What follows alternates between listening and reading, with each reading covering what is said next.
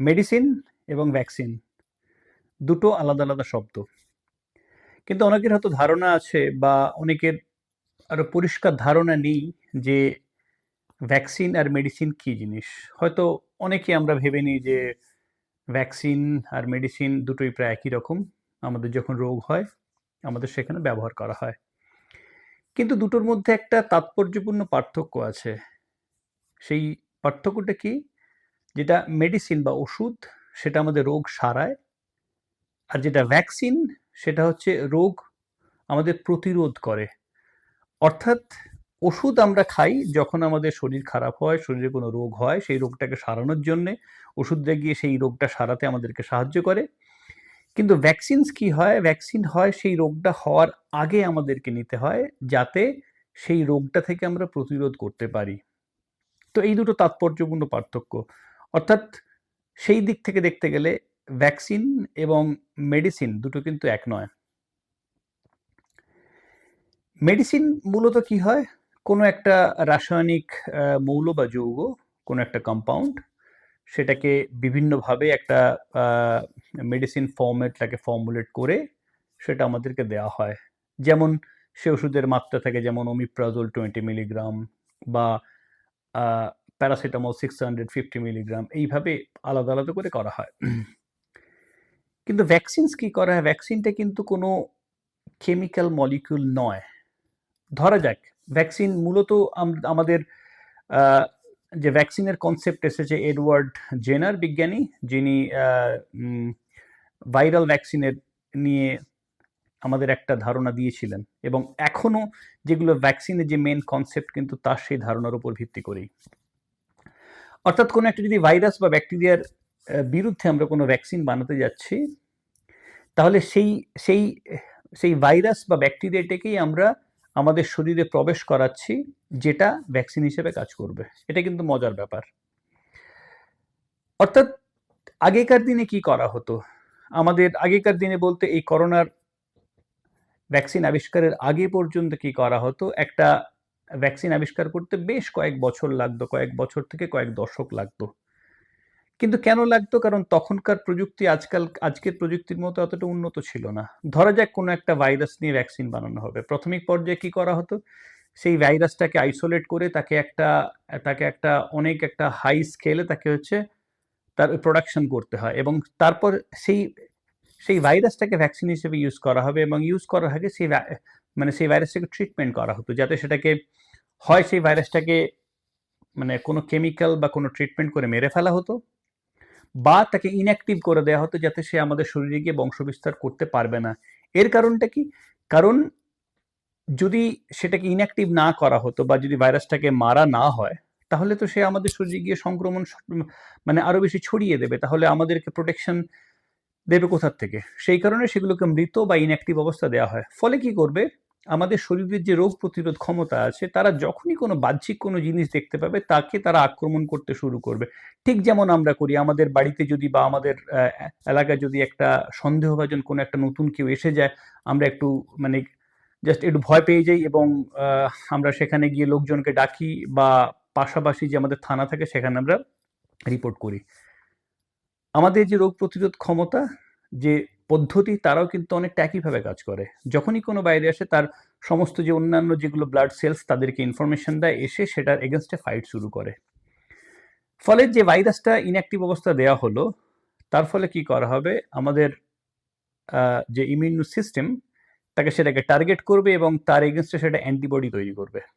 এবং এই অ্যান্টিবডি কিন্তু খুবই স্পেসিফিক হয়। সব অ্যান্টিবডি সব ভাইরাস বা সব ব্যাকটেরিয়ার এগেনস্টে কাজ করে না। এটা খুবই একেবারে নির্দিষ্ট, যে হয়তো যদি করোনা ভাইরাসের একটা পার্টিকুলার অ্যান্টিবডি হয়, সেটা করোনা ভাইরাস সেই পার্টিকুলার টাইপটাকেই সে কিন্তু ওই নিউট্রালাইজ করতে পারে, অন্যটাকে পারে না। এতটাই তারা নিখুঁতভাবে কাজ করে। ফলে যখন আমরা ভাইরাসটা বা ব্যাকটেরিয়াটা ইনঅ্যাক্টিভটা দিচ্ছি, আমাদের শরীর সেটাকে চিনতে পারছে, চিনতে পেরে সেটাকে একটা মেমোরি হিসেবে থেকে রেখে দেয়।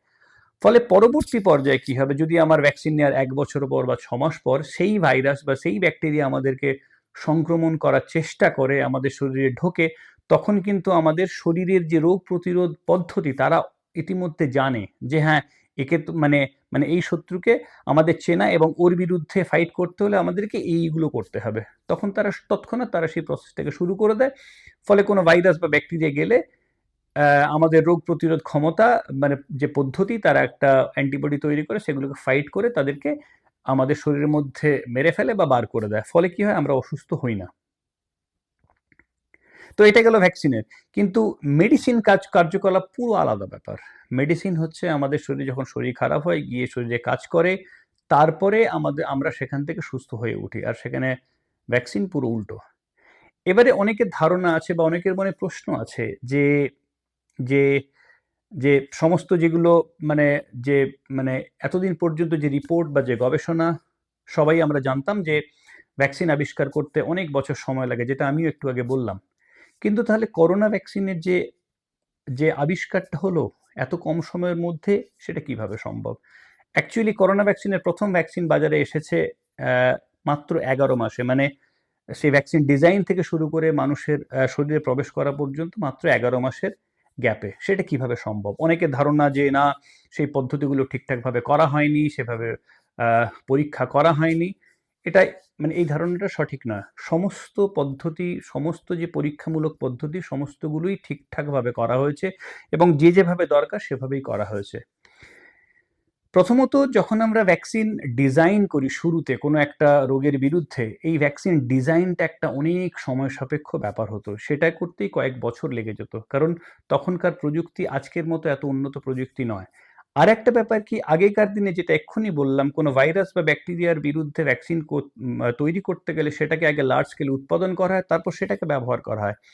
কিন্তু এখনকার দিনে যে প্রযুক্তি, যেটা বিশেষ করে করোনা যে এই ভ্যাকসিন যেটা হচ্ছে মানে আবিষ্কার হলো, যে প্রযুক্তিটা নিয়ে, সেটা হচ্ছে কি করা হয়, ওই পুরো ভাইরাসটাকে আমাদের দরকার নেই এখন, বা পুরো ব্যাকটেরিয়াকে দরকার নেই। তার একটা জিনের একটা ছোট্ট অংশ, যেটা হয়তো তার মানে ব্যাকটেরিয়ার যে টোটাল সাইজ তার থেকে হয়তো কয়েক হাজার কয়েক লক্ষ গুণ কম, একটা ছোট্ট অংশকে নিয়ে সেটা আমরা হচ্ছে ভ্যাকসিন হিসেবে আমরা আমাদের শরীরে ব্যবহার করতে পারি।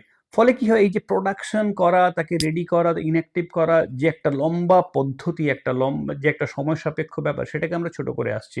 এবং এটা করা যায় আজকালকার মানে আজকের দিনে যে টেকনোলজি আছে, মাত্র 1-2 দিনের মধ্যেই সেটাকে করা যায়, মানে ভ্যাকসিন ডিজাইনটা করা সম্ভব হয়।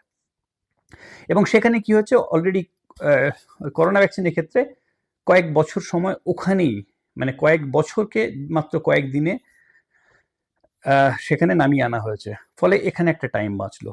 অন্যদিকে কি, যেটা মানে যে ভ্যাকসিন যে পরীক্ষা পদ্ধতি, যেটা হচ্ছে মানবদেহে যে পরীক্ষা পদ্ধতি, ফেজ 1, ফেজ 2, ফেজ 3 ট্রায়াল, সেটা কি হয়, সাধারণ অবস্থা কি হয়, যে কোনো সংস্থা যখন ভ্যাকসিন নিয়ে আসছে, আগে ফেজ 1 করলো, তারপর সেটা তার ফলাফল দেখে ফেজ 2 তে যাবে, তারপর ফলাফল যদি ঠিকঠাক থাকে তখন ফেজ 3 তে যাবে।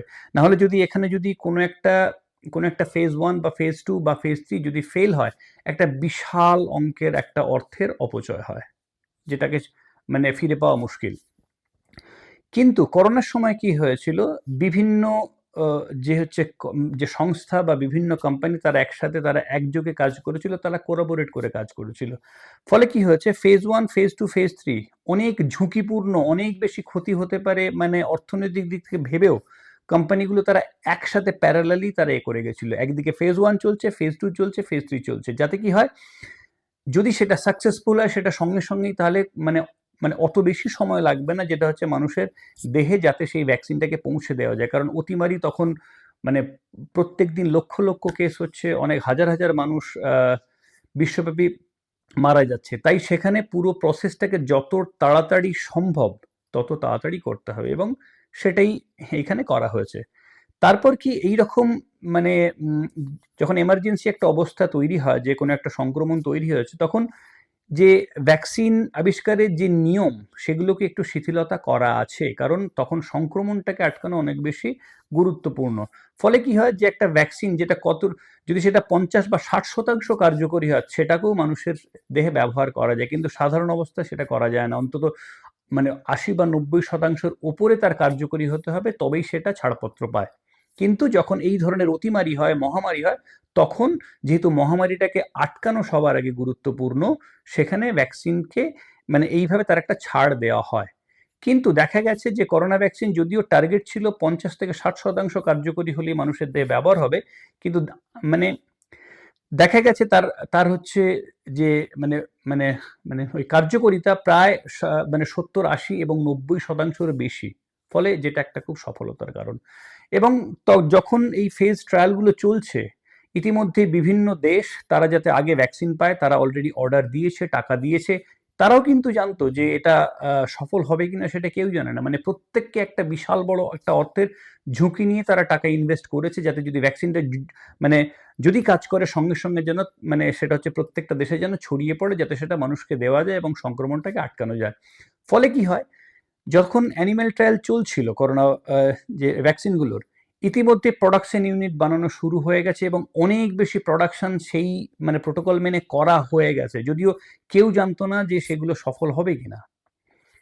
এবং খুব ভালো দিক যে এইভাবে সবে এগিয়ে গিয়ে সমস্ত যে সংস্থার একযোগে কাজ করা বলে সেই ভ্যাকসিনটা সফল হয়েছে এবং সেই ভ্যাকসিনটা মানুষকে দেওয়া সম্ভব হয়েছে, এবং দেওয়ার ফলেই আমরা সংক্রমণের হার অনেকটা মানে নামিয়ে আনতে পেরেছি, এবং এখনকার দিনে আমাদের যে করোনা সংক্রমণ অনেকটাই আমাদের কন্ট্রোলে। সেভাবে আর অত মানে ওই অতিমারির আকার সেটা হয়তো আর কোনদিন ধারণ করবে না, কিন্তু তারও কোনো সিওরিটি নেই।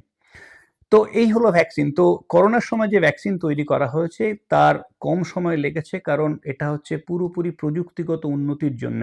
এবং এই যে প্রযুক্তিটা তৈরি করা হয়েছে, বিশেষ করে mRNA ভ্যাকসিন টেকনোলজি, এটা কিন্তু রাতারাতি হয়ে যায়নি। এই কোম্পানি যেটা হচ্ছে মডার্না, ওরা অনেক বছর আগের থেকে 15-20 বছর আগের থেকে এই এই মানে এই উন্নত প্রযুক্তিটা নিয়ে তারা কাজ করে আসছে। যখন সার্স বা মার্স হয়েছিল, যেটাও কিন্তু এক ধরনের করোনা ভাইরাসের গ্রুপেই পড়ে, ওই সময় তারা ওটা নিয়ে অনেক কাজকর্ম করেছিল, কিন্তু তখন ওদের ভ্যাকসিনটা সফল হয়নি। কিন্তু সফল হয়েছে যখন এই করোনা ভ্যাকসিন SARS-CoV-2 এলো, সেক্ষেত্রে এই ভ্যাকসিনটা ওদের যে মানে ওদের যে ভ্যাকসিন ডিজাইন বা তার পরীক্ষাটা সফল হয়েছে। কিন্তু আবারও বলছি, এটা কিন্তু শুধু 11 মাসের কাজ নয়, এই প্রযুক্তিটা তৈরি করতে কয়েক দশক সময় লেগেছে, অনেক দীর্ঘ সময় লেগেছে বলে দীর্ঘ সময়ের ফল আজকেই। আগামী দিনেও যদি কোনো অতিমারি হয়, যদি কোনো ভাইরাস বা ব্যাকটেরিয়ার সংক্রমণ হয়, এভাবে অতিমারি তৈরি হয়, তখন মানে এইরকমই কম সময়ের মধ্যে ভ্যাকসিন মানে আবিষ্কার করে বাজারে আনা সম্ভব, কারণ আমাদের হাতে এখন এই প্রযুক্তি আছে। আগেকার দিনে বেশি সময় লাগতো, কারণ তখনকার দিনে আমাদের এত উন্নততর প্রযুক্তি ছিল না, এবং আজকালকার দিনে কম্পিটিশনাল মেথড সব দিকে ব্যবহার করা হচ্ছে, এবং সেটা মেডিকেল সায়েন্সেও সেটা ব্যবহার করা হচ্ছে, আমাদের যে মেডিকেল চিকিৎসা বিজ্ঞান সেখানে ব্যবহার করা হচ্ছে। তার ফলে কি এই দীর্ঘমেয়াদী একটা প্রসেসকে অনেক কম সময়ের মধ্যে মানে সেটাকে শেষ করা যাচ্ছে, এবং তার ফলেই সময়সীমাটা কমিয়ে আনা যাচ্ছে।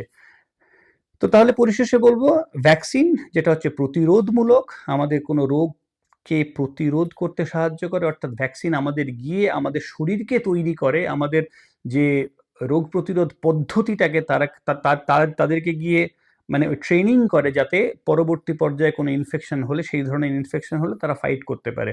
অন্যদিকে মেডিসিন কি হয়, মেডিসিন আমাদের কোনো রোগ হলে সেই মেডিসিন আমরা যখন নিই, সেই রোগটাকে সেই টার্গেটে গিয়ে রোগটা সারানোর জন্যে আমাদেরকে সহায়তা করে। এটাই মেডিসিন এবং ভ্যাকসিনের মধ্যে মূল পার্থক্য।